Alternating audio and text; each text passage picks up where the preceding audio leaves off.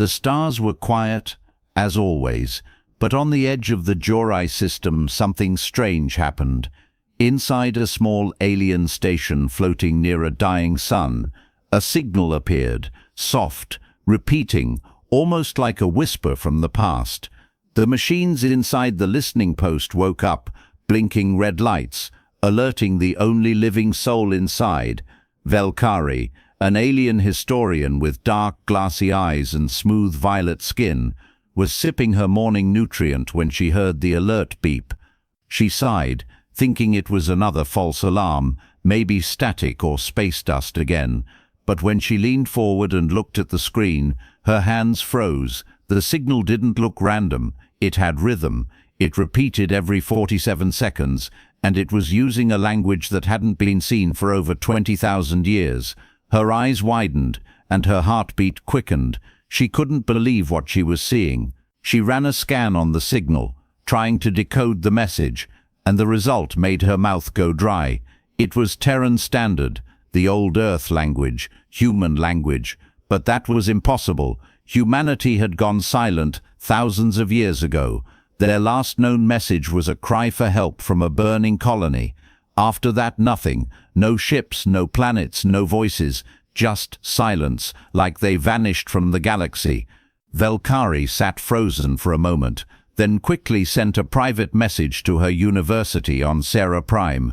She marked the message urgent, requesting a scout ship, a team, anything.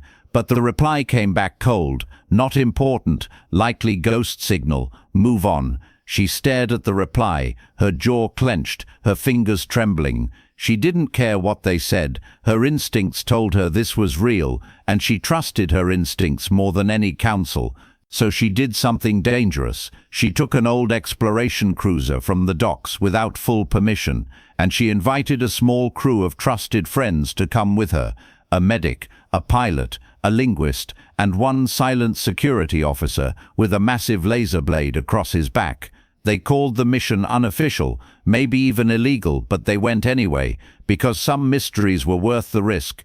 The signal was coming from a strange region of space, dusty, empty, forgotten by most travelers. It took them 3 days to arrive, flying past broken moons and hollow asteroids, until finally the ship appeared on their screen. It was massive, shaped like a spear with rusted wings, floating dead in space. The outside hull was covered in scratches, burns, and strange writing that matched the lost human dialect perfectly. Is that real?" One crew member whispered. "It's a Terran ship," Valkyrie said, her voice barely above a breath. The name on the side was faint but still readable, UES Horizon. According to history records, the Horizon was one of the last ships launched from Earth, meant to carry survivors far from the war-torn solar system, but it disappeared, presumed destroyed like all the others. And yet here it was, still floating, still sending out a signal. Valkyrie ordered the ship to dock slowly. The clamps locked onto the side of the Horizon with a heavy thud. The lights flickered in their own ship as they connected, as if something old was waking up. The airlock hissed, and they stepped inside, weapons ready, helmets on, hearts racing. The inside of the ship was clean. Dust floated in beams of golden light, but the walls were intact. The lights dim but still working, the gravity still holding. They walked carefully, passing old chairs, sleeping pods, control rooms, even an indoor garden area, long dead. "Why is this still working?" the pilot asked.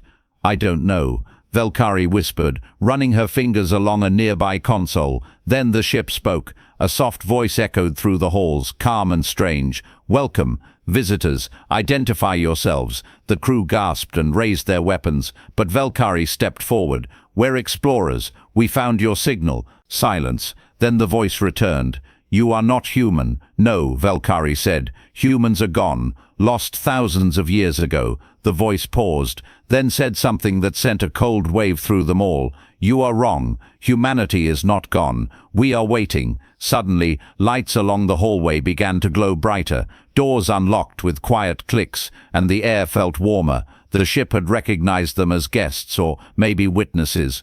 They entered the main control room, and a large screen came to life, showing the face of a virtual intelligence. It called itself Eli, and said it had been running for 20,000 years, protecting something important. "What is your purpose?" Valkyrie asked. "To carry the last of humanity to safety," Eli answered. She looked around, and that's when she noticed the doors marked cryodeck, sealed tight with warning signs. Inside, there were hundreds of pods, silent, frosted, glowing with power, each one holding a human being, perfectly preserved. Valkyrie's heart beat faster. This wasn't just a ship, it was a time capsule, a living graveyard, a miracle, and somehow it had survived longer than any other trace of Earth. The horizon hadn't just returned, it had endured. But the question burned in Valkyrie's mind now more than ever. If the humans are still alive, why did the galaxy forget them? And what would happen if they woke up? The silence inside the horizon felt heavy. Valkyrie stood in front of the cryo doors, her breath fogging her helmet. Inside those sealed chambers, humans were sleeping, alive, frozen in time. The ship's AI, Eli, had said it had protected them for 20,000 years, waiting for a signal. But now the horizon had opened itself again, not to humans, but to aliens. The crew was quiet as they followed Valkyrie deeper into the ship, their boots echoing on the old metal floor. Power lights were flickering on now, one by one, as if the ship was stretching after a long sleep. In the command center, the voice of Eli returned. "Would you like to see the logs?" it asked. Valkyrie nodded slowly. "Yes, show us everything." The large screen lit up, and blurry video logs began to play.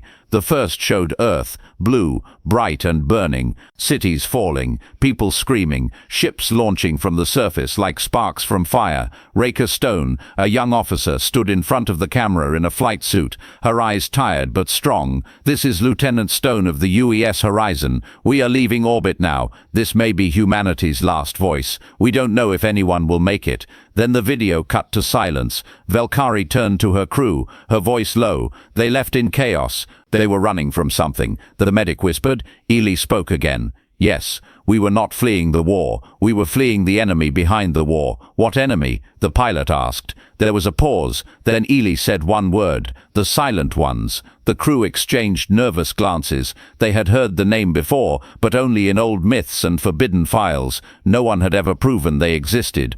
It was said they could erase entire species from history, make civilizations disappear so fully that even their memories turned to dust. Valkyrie shivered. Why didn't anyone remember the horizon? Why didn't the galaxy remember humans? Because someone wanted them forgotten, Eli answered. Lights dimmed slightly, and the ship began powering more systems, including the cryodeck monitors. Valkyrie walked toward the pod room, feeling the weight of what she was about to see. The chamber doors hissed open, revealing rows and rows of cryopods stacked like shelves in a massive vault. Each pod held a person, men, women, children, all frozen at the moment they entered. Their faces were peaceful, their bodies untouched by time. "This is not a tomb," Eli said. "This is hope." Valkyrie's eyes scanned the names on the pods, noting their titles: engineers, teachers, scientists, soldiers, and even artists.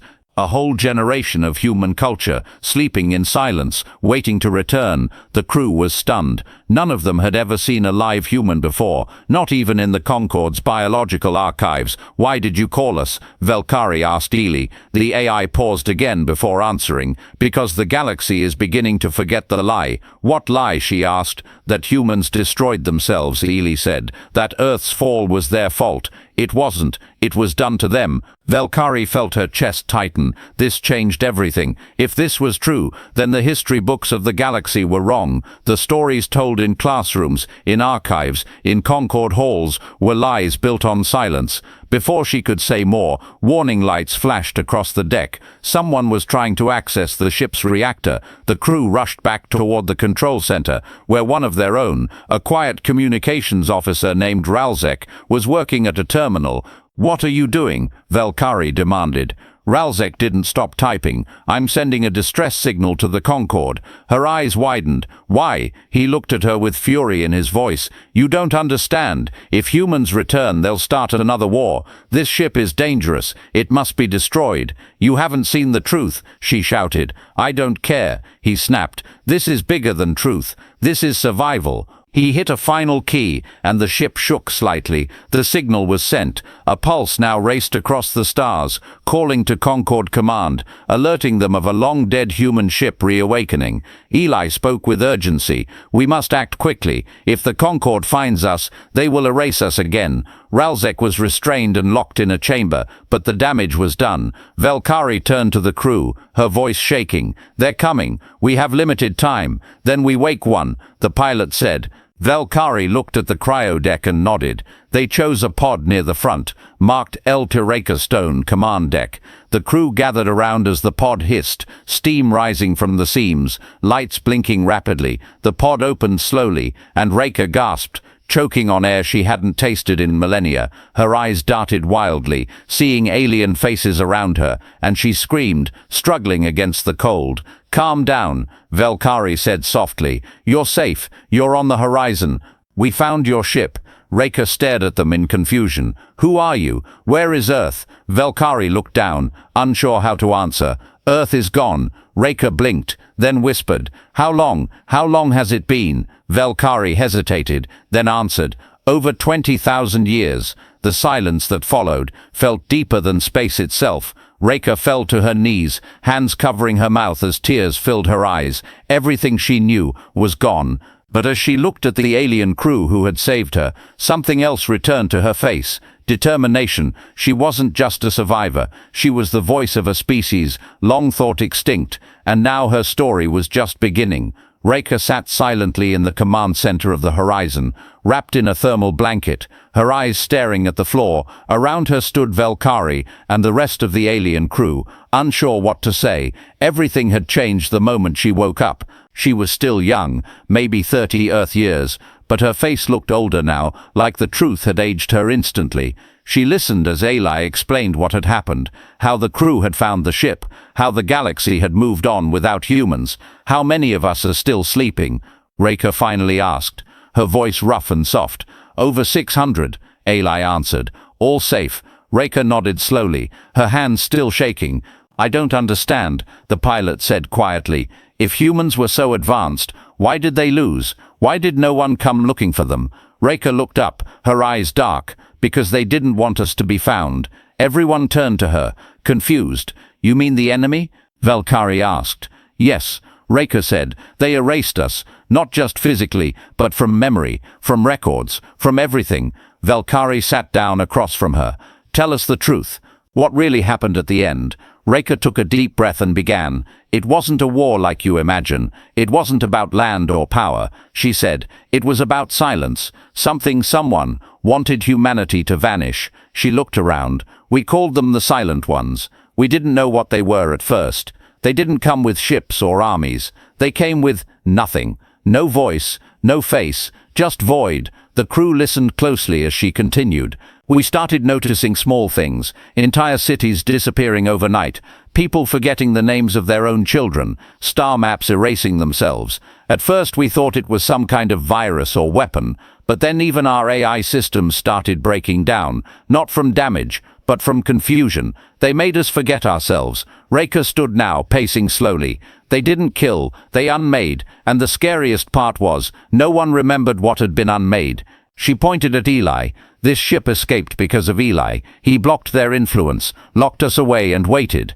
Eli's voice echoed. "Project Echo, our final mission, preserve the last humans. Wait until someone hears us." "And now you have," Reka said, looking at Valkyrie. Valkyrie was quiet, then said, "We don't have records of this, not even rumors." Reka smiled sadly. "Exactly, that's what they do." The crew sat in stunned silence, but there was more. "We had a backup plan," Reka said. "We scattered hidden ships, not many, just a few. Each one carried frozen humans and encoded memories. If we can find the others, we can rebuild." "Where are they?" Valkyrie asked. Reka looked at Eli, who responded, "We must return to the graveyard." "The what?" the medic asked. Raker replied. A sector of space, sealed and hidden. That's where the other ships were sent, where the silent ones couldn't reach, or so we hoped. Valkyrie looked to her crew. Can we reach it? The pilot frowned. The coordinates are old, but possible. It'll take a dangerous jump, through a collapsed hyperlane. Do it, Raker said firmly. We can't let humanity remain forgotten. Before they could begin, a warning flashed on the ship's screen. Incoming transmission. Concorde ship detected. Valkyrie's eyes widened. Ralzek's signal. It worked. Raker stepped forward. If they board us, they'll destroy the horizon. You know that. They won't understand, Valkyrie said. They'll think we're reviving a threat. Then we don't let them board, Raker said, her voice cold and determined. We run. The pilot nodded, quickly jumping into the helm seat. Strap in. We're going to test if this old ship can still fly. The Horizon's engines, quiet for thousands of years, began to hum, then roar. Lights across the ship turned green, and the ship pulled away from the docking vessel. Through the front windows, the alien Concorde warship came into view, sleek, silver, and armed. They're hailing us, the linguist said. Don't answer, Valkyrie said. Just run. With a deep vibration through its hull, the Horizon punched into hyperspace, away from danger, toward mystery. Inside, the crew clung to their seats as the ship groaned from stress, old systems straining to hold together. The stars stretched around them in strange, colorful patterns. After a long, silent minute, they dropped out of hyperspace, and everything went still. Before them was a broken starfield, filled with debris, shattered moons, and strange clouds of glowing dust. Eli spoke again. We are here, the forgotten sector, the graveyard of Earth. Raker stepped forward, looking out through the glass. In the distance floated old ships, covered in vines of ice and rust, like tombs in the dark. They're here, she said quietly. Our people, they're still here. But something else stirred in the shadows, an odd ripple of space near a broken station. Valkyrie felt a strange chill. Something's watching us, she whispered, and Raker nodded, her voice low and serious. If we've returned, the silent ones may not be far behind. The ship floated silently through the broken sector. The Horizon's lights flickered now and then, as if the space around them didn't like machines. It was cold here, colder than normal space, not just in temperature but in feeling. The alien crew looked out the windows and saw dozens of old ships drifting. Some turned to dust, others still sealed shut. Raker stood at the front of the bridge, eyes locked on a faraway cluster of wreckage. That's one of ours, she said quietly, pointing. That was the Unity Dawn, our sister ship. Valkyrie looked closer, seeing the broken letters on the side of a half-sunken vessel. It was just like the Horizon, massive, human-built, but cracked open like a rotten egg. No power signatures, the pilot reported. But wait, something strange. What? Valkyrie asked. There's faint heat, like something inside is still alive. Raker didn't wait for permission. We're boarding it. The crew suited up and flew over in a small shuttle, landing on what used to be the docking bay. They stepped inside, flashlights cutting through the thick darkness. Every corner was filled with floating debris, old helmets, dried blood, broken tools. Raker moved fast, her body remembering the layout of the sister ship. This way, she said. Cryodeck should be beneath engineering. As they reached the corridor, the group paused. There were scratches on the walls, deep ones, made by something with claws. The medic whispered, "Something got in here." Raker nodded but didn't stop. When they opened the cryodeck, a horrible smell rushed out. Old air, spoiled systems. Dozens of pods were open and empty, but the strange thing was, no bodies. Raker checked a panel, frowning. They were opened from the outside. Then something moved behind them, fast and silent. The security officer raised his weapon, his body tense. Out of the shadows stepped a shape, a small human girl, thin, pale, shaking, with long dark hair covering her face. Her clothes were old and torn, but her eyes were alert and terrified. She raised her hands in fear, but Raker stepped forward slowly. "It's okay," Raker said softly. "I'm human too." The girl looked at her, her mouth moving but no sound coming out. Raker gently touched her hand, and the girl flinched, then began to cry. "She's real," Valkyrie whispered. "She survived." They brought her back to the Horizon, where Eli scanned her and confirmed it. She had been in cryo for thousands of years, woken just a few weeks ago. But how? The pilot asked. Who opened her pod? Reka stared at the floor, her voice low. Something did. The girl began drawing pictures using a tablet. Since she couldn't speak, she drew the ship, then the cryopods, then something else, a dark shadowy shape with long fingers, no eyes, and a face made of static. Everyone stared at the drawing, chills crawling up their necks. Valkyrie whispered, a silent one. Reka nodded. They were here, watching, testing. Eli interrupted with a new warning. Unknown anomaly approaching. Distance 3,000 units. Shape undefined. The Horizon's crew rushed to the bridge, watching as the sensors picked up a strange ripple in space. It wasn't a ship, it wasn't a meteor, it was just darkness, moving like it was alive. What is that? The pilot gasped. It's them, Reka said. They followed the signal. They know we're awake. Valkyrie turned to her crew. Then we don't let them win. We find the rest of the survivors and get out. Reka looked at Eli. How many other ships are here? Eli's voice replied, 6 registered cryo vessels, 3 intact, 2 possibly retrievable. We take them all, Valkyrie said. We don't have time, the pilot argued. Reka stepped forward. We make time. The crew began working non-stop, sending drones and scanning the wrecks across the sector. Each ship was a race against the clock. Frozen pods, broken decks, strange claw marks left behind, and all the while, the shadow in space grew closer. The girl stayed near Reka the entire time, holding her sleeve, never letting go. She finally whispered one word, Watcher. Everyone heard it, and no one spoke for a long moment. That's what it was. Then something that watched, waited, learned, and maybe hunted too. On the 4th ship, they found a working cryo chamber with a full family, a mother, father, and 2 kids. Reka's hands shook as they were revived, their eyes wide with confusion and terror. Valkyrie helped them understand slowly, using gestures and translated words. You're safe now, she told them. You've been asleep for a long time. And then Eli's voice echoed again, more urgent this time. Anomaly now within 4 SHU. Beginning interference with ship systems. The lights flickered, monitors cracked with static. The Horizon shuddered. Reka turned to Valkyrie, her voice sharp. We go, now, or none of us make it out. Valkyrie gave the order. Recall all teams, secure all survivors, prepare for jump. As the crew scrambled, the little girl looked out the window again. Her voice came back, barely a whisper. It's here, she said, and behind them, the stars began to vanish one by one, swallowed by something they couldn't see but could feel, something very old and very angry. The stars outside were disappearing, not from clouds or asteroids, but from something darker, something alive. On the main screen, the space around the horizon twisted and pulsed, as if reality itself was bending. Eli's voice rang through the halls. Unknown entity is causing gravitational distortions. Recommend immediate hyperspace jump. Reka stared at the screen, her voice calm but firm. Do we have all the survivors on board? The medic replied. Yes, 84 in total. Some still unconscious but stable. Valkyrie didn't wait. Pilot, get us out of here. But the pilot hesitated. There's a problem. The silent thing, it's interfering with our navigation. I can't lock onto a safe jump point. Reka's fists clenched. Then we find one manually. Eli, give us star charts from before the fall. Accessing, the AI responded, but his voice cracked with static. Warning, internal systems destabilizing. Suddenly alarms blared across the ship and the lights turned red.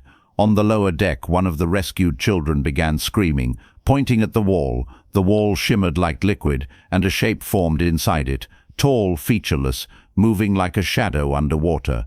Valkyrie and the security officer rushed down, weapons drawn, but the shadow didn't attack. It just watched, until it slowly faded back into the wall like smoke in the wind. What was that? The linguist asked in a shaking voice. Reka replied, It's not fully here, not yet, but it's testing us. Valkyrie turned to Eli. If we can't jump normally, is there another way? There is one, Eli said, but it is unstable. A manual hyperspace path once used during emergency wartime retreat. Where does it go? Valkyrie asked. An uncharted sector, Unknown space, far from Concorde borders, Eli answered. The crew looked at each other. If they made this jump, they might be safe, but they might also be lost forever. Raker said, what they were all thinking. It's better than being erased. Valkyrie gave a single nod. Do it. The ship powered up its ancient drive, groaning as lights blinked red, yellow, then green. Energy surged through the engines like lightning through old bones, and then the ship jumped, vanishing into a streak of stars, just as the darkness behind them reached out. Inside the horizon, everything shook. Gravity shifted, panels sparked, and time itself seemed to bend. People screamed, lights exploded, and some of the survivors fainted. Raker held onto the control panel, yelling, "Hold together, just hold a little longer." After what felt like hours, the horizon dropped out of hyperspace. Silence returned, except for the sound of the cooling systems hissing. They had made it, but where were they? Valkyrie looked out the window and gasped. A strange nebula surrounded them, green and gold, thick and glowing. Floating nearby were massive stone structures in space, covered in carvings, symbols and lights. They didn't belong to any known species. "What is this place?" the pilot whispered. Eli scanned the area. "This sector is not on any record, but I detect artificial life. Someone's here," Valkyrie asked. "Yes," Eli answered, "and they are calling us." Suddenly, a new signal appeared. Calm, slow, and filled with harmony. No words, just music, soft and ancient. Raker tilted her head. "I recognize this. It's human." She looked shocked. "It's a song, one of ours, a lullaby." Everyone stared at her, confused. "Who would be broadcasting that from this place?" Valkyrie asked. Eli responded, plotting course to source. The horizon moved slowly, flying past glowing rocks and dust clouds, until it reached a small planet, half covered in silver forests and quiet mountains. Orbiting the planet was a single station, shaped like a star, and glowing blue. They docked carefully, unsure what to expect. Inside the station, they found no people, but everything was working, clean, powered, and strangely peaceful. At the center of the station was a message, playing on repeat. A human woman appeared on the screen, old and smiling. "If you're seeing this, then one of us made it," she said. "I'm Dr. Alana Frost, geneticist, and one of the original leaders of Project Echo. We left this place as a fallback sanctuary, far from the enemy's reach. I don't know if you'll find us, or if any of us will still be alive, but this station holds what we saved. Records, blueprints, memory seeds, the real story of humanity." Raker stepped closer, unable to blink. The woman continued, "Don't trust what the Concorde says. Don't trust the history they gave you. We weren't monsters, we were survivors. And if you're a human hearing this, know that you are not alone. Not anymore." The message ended, and everyone stood in silence. Then Valkyrie whispered. She knew this would happen. Raker looked around. "This place, it's a memory vault." The station had thousands of data crystals, DNA backups, personal stories from forgotten lives. Eli confirmed it. "We now hold the true history of Earth." But then the warning lights came back. Just one, blinking slowly. "Pulse detected. Unknown energy. Tracking us." Raker's face turned cold again. "The silent ones are still hunting." Valkyrie looked at her. "Then what do we do?" Raker answered without hesitation. "We stop running." The blinking red light didn't stop. The energy pulse was growing stronger, and the ship's alarms began to rise again. They had made it to the memory vault, found the hidden station, and recovered the truth, but the silent ones had followed. Raker stood at the center of the control room, her fists clenched, her heart beating fast. "They found us again," she said, voice steady but grim. Valkyrie turned to Eli. "Can we jump again?" "Negative," the AI responded. "Main drive overheating. We require cooldown." The crew stared at the screen, watching the sensor readings. The anomaly was approaching, slowly but surely. "It's not moving like a ship," the pilot said. "It's just appearing, pulling itself across space like smoke." The little girl from the Unity Dawn stood silently near Raker, holding a data crystal. She didn't cry, but her eyes showed something even deeper, understanding. Raker knelt down beside her. "You've seen it before, haven't you?" The girl nodded slowly, then whispered, "It doesn't like light." Valkyrie heard that and turned. "Say that again?" The girl looked up. "It doesn't like light. Real light." Raker stood and turned to Eli. "Is there any way to boost energy output? Bright light, enough to push it back?" Yes, Eli said, there is a solar core beneath the memory station, designed to power planetary terraforming. It has solar flare emitters. Valkyrie frowned. That's extremely dangerous. If we overload it, the whole station could blow. Raker didn't blink. Then we take that chance. The crew moved quickly, descending into the station's lower levels. Old panels lit up as they passed, as if the station remembered them. The solar core chamber was large, glowing gold behind a reinforced glass wall. Panels around the room showed readings in both human and alien languages. Ellie's voice echoed from the speakers. If the core is activated at full strength, the pulse will spread through this entire part of the nebula. Raker nodded. Do it. Warning, Ailey added. This action cannot be undone. Do it, she repeated. As the core began charging, the lights dimmed across the station, pulling all available energy to the center, and outside, the darkness paused. The Silent One had drawn close, but now it floated still, sensing the change. It no longer looked like simple shadow. From the front windows, the crew saw it clearly for the first time, a towering form, with long tendrils, no face, no body, just moving pieces of emptiness, like someone had cut a shape out of the universe itself. It's watching, the linguist whispered, trying to see inside us, and then without warning, it reached forward. The horizon shook violently, walls cracking, systems sparking. Eli screamed. It's breaching memory layers, attempting data erasure. Identity corruption has begun. Valkyrie fell to her knees, clutching her head, her thoughts turning to fog.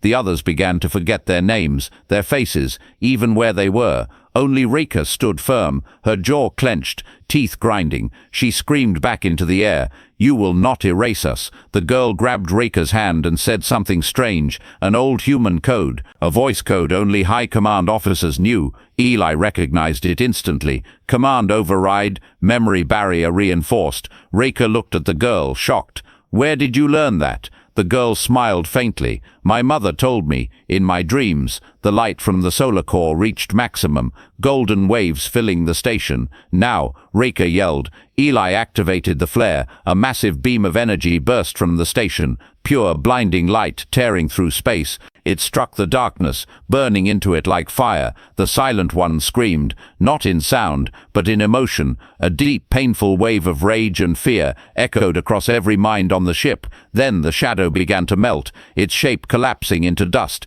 It pulled back, trying to escape, but the light followed, chasing it through the stars. And finally, it vanished. Gone. The crew collapsed to the floor, exhausted, but alive. The lights returned to normal, the alarm stopped, and silence filled the ship. Real silence this time, not the kind that erased, but the kind that gave peace. Rika stood slowly, her voice weak but proud. We stopped it. Valkyrie got to her feet and looked around. At least for now, the Horizon systems rebooted, and Eli spoke calmly. The core has stabilized. All survivors are accounted for. Rika turned to the crew. We have something now the galaxy doesn't. Truth. She looked at the data crystals in her hand. Proof of what happened. Proof of who we are. Valkyrie stepped forward. We can share it. With the Concord. With everyone. But Rika shook her head. Not yet. First we rebuild, then we return. The little girl tugged on her sleeve and pointed toward the cryo room. Inside, hundreds of pods remained,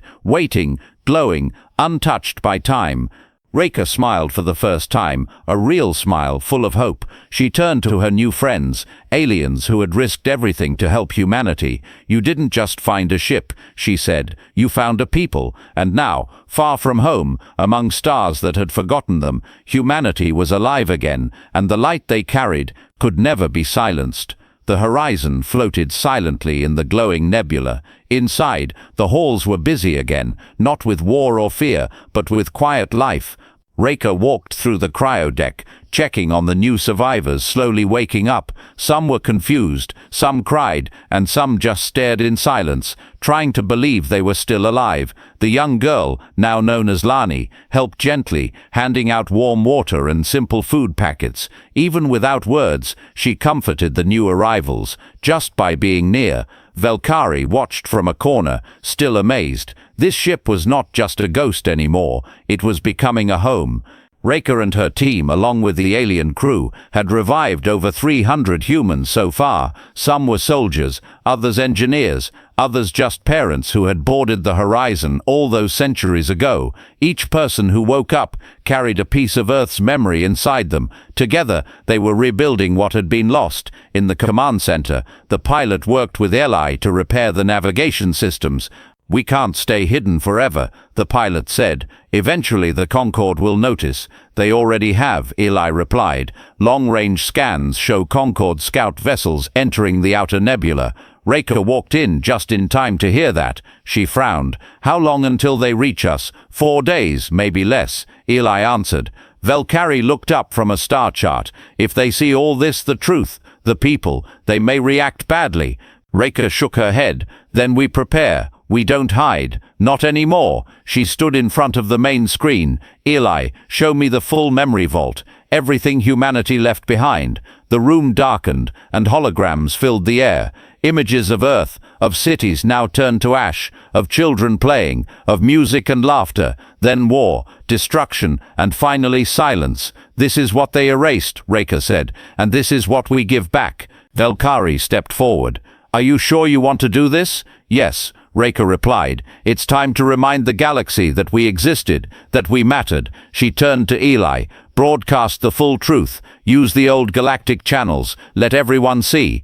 Eli paused, then said, "Message ready." Releasing in 3, 2, 1. Across nearby systems, a signal broke through static. It carried human voices, human music, and human memories. The galaxy heard names long forgotten, stories long buried. Some would ignore it, some would fear it, but others would remember.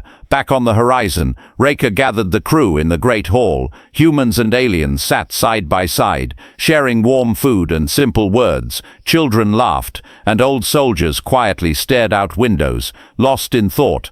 Valkyrie raised a glass of recycled water and said, "To the light that came back." The room echoed with quiet cheers. But the peace didn't last. Later that night, an alert sounded. Concorde ships were entering high orbit. Reka ran to the control room, eyes sharp. "Are they hailing us?" "No," Eli said. "They are charging weapons." Valkyrie stood beside her. "We should talk to them. Try to explain." "They won't listen," Reka whispered. "They've believed the lie for too long." A voice suddenly cut through the air. Ralzek's voice. He had escaped from the holding cell during the confusion. He now stood in front of a camera, broadcasting to the Concorde fleet. "This is Captain Ralzek," he said. "The human ship is dangerous. Their memory vault is filled with war plans and propaganda. I request immediate termination." Reka shouted, "Shut him down." But it was too late. The Concorde ship fired. Just one warning shot, but it rocked the horizon hard. Systems sparked, lights flickered, survivors screamed.